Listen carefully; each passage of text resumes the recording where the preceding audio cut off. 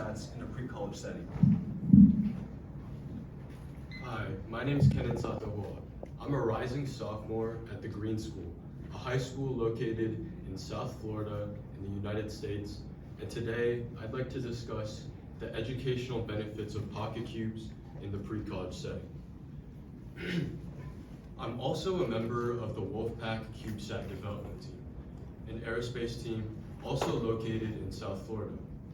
It was founded by Mr. Kevin Simmons in 2015, and it's composed of a group of students in the middle, high school, and university setting.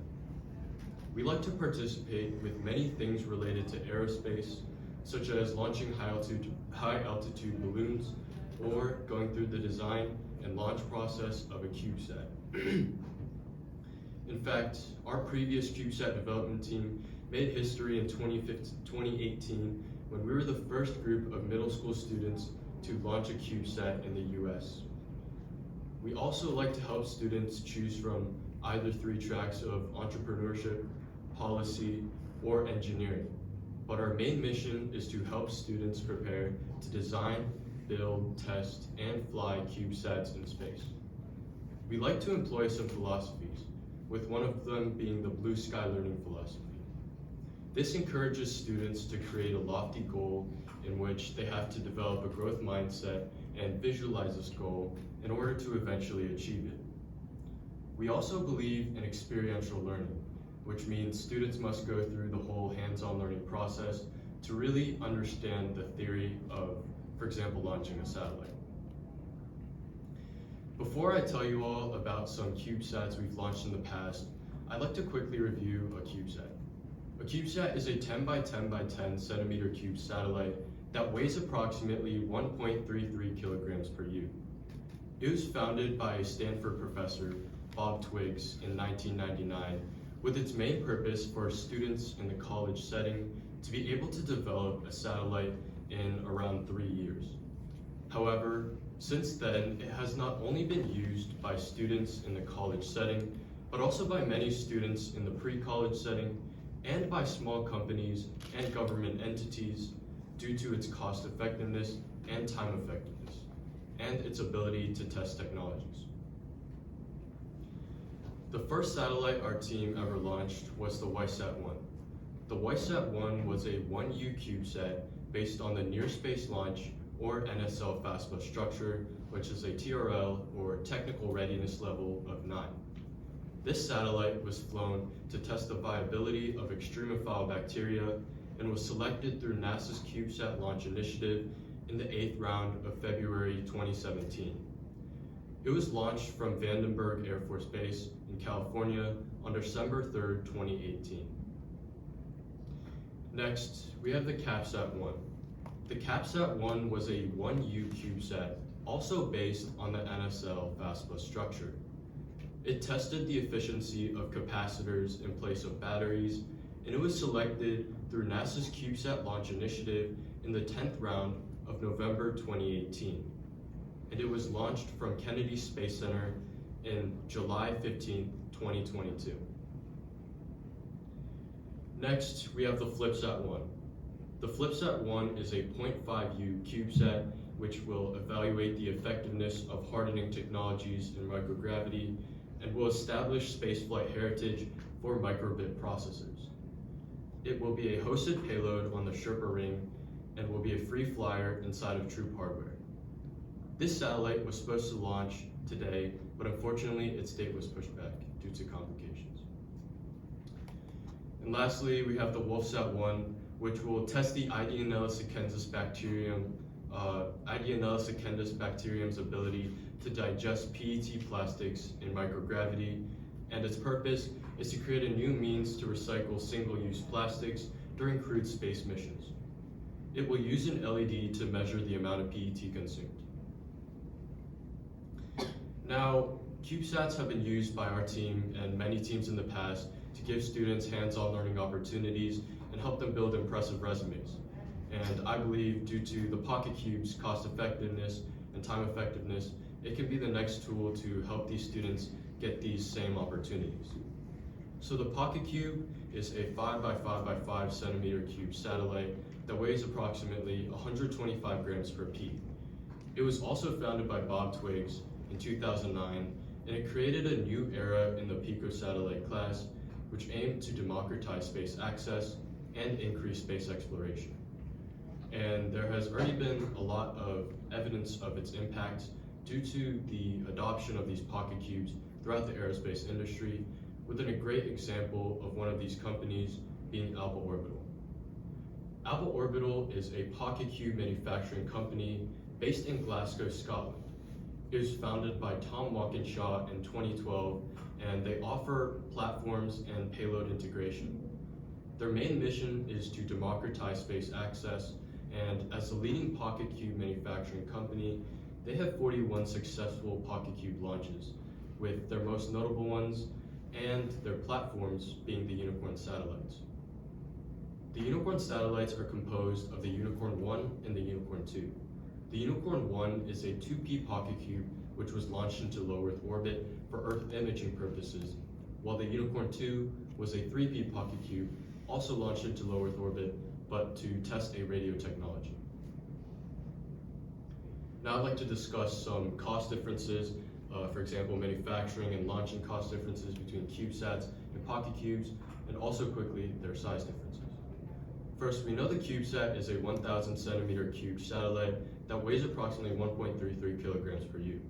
And the PocketQube is a 125 centimeter cube satellite that weighs approximately 125 grams per peak. Not only is the PocketQube a much smaller and lighter version of the CubeSat, but it's also much more dense, with the PocketQube being 1/8 its volume. Costs also vary, with manufacturing costs for a 1 to 2U CubeSat ranging from $50 to $1 million US, while manufacturing costs for a PocketQube ranging from $5 to $50,000 US. Launch costs for a 1 to 2U CubeSat can range from $100,000 to $200,000 US, while launch costs for a PocketQube can range from $20,000 to $50,000 US. So we know PocketQubes are very budget friendly, and due to this, they will promote the growth of the space economy.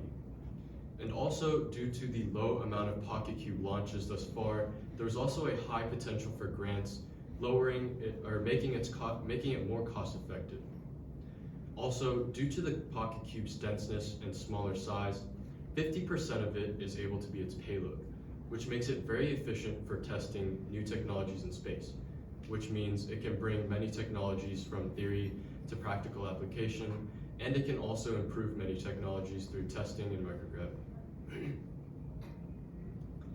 Now, PocketQubes are not only advantageous in that sense, but also in the STEM education realm, as they can be very innovative tools as it brings students through the real-world aerospace experience by bringing them through the design and launch process that a satellite does. And it truly helps students understand the theoretical concept of developing a PocketQube through these hands-on learning experiences. So I'd like to discuss some ways the PocketQube can be integrated into the curriculum and skills that can be learned. So first, PocketQubes can be used in classes in the curriculum such as science, engineering, programming, or math. And as they bring students through the design and launch process, it can teach them many valuable skills that can only be learned through real-world experiences, such as teamwork, problem solving, and project management skills. PocketQubes can also be used in capstone projects in the college or high school setting, and can lead to international partnerships with other satellite teams around the world. PocketQubes can also be used for scholarly research in the college or professional setting. So some ways PocketQubes have already been used in STEM education in the college and pre-college setting is like this. So here we have the BeakerSat-1, which was a satellite launched by a group of students in the university setting from Morehead State University and Sonoma State University. They launched by the UniSat-5 in 2013, and the satellite was a 2.5P form factor PocketQube, which its objective was to validate and verify all the PocketQube subsystems in orbit.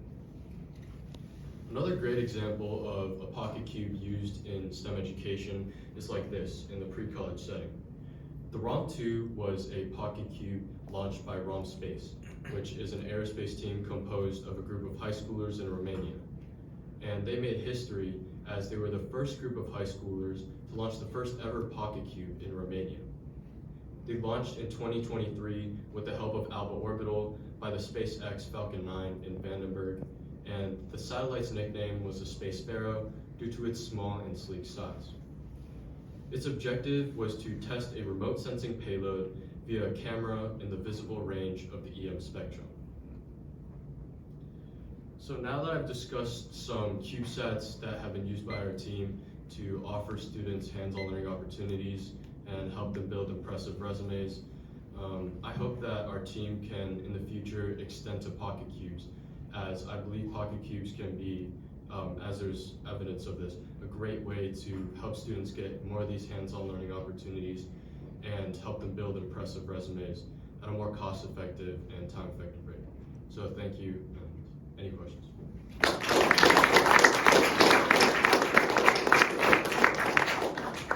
Thank you. Are there any questions for Kenan?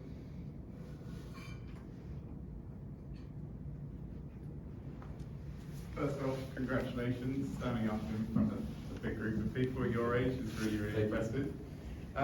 With the satellite build program can take, I think, between a year and 5 years, even on PocketQube stages or sizes. How do you maintain the student base through that time and transition between different graduating classes whilst maintaining the quality of work? What's the process? So I think this would be a great question for Mr. Simmons, but I'll try and answer this. So, well, Mr. Simmons has kind of like developed a system where he works at schools and he's able to recruit new students to either help continue developing the satellite or create new ideas. So that is. Yeah, I'd just like to add, the most important thing is that you have mentoring where the older students have to train their replacements, because kids come and go. They go to high school, they go to college, some stay, some don't, but the most important thing is, Kenan, the older kids must train the replacements. And then you can have a team that just, sort of reloads every year instead of rebuilding. For Mr.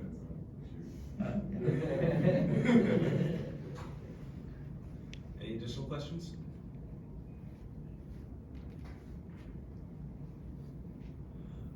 I have an additional question. So it's very impressive that you're able to have the opportunity to work on small satellite projects like this at this early stage.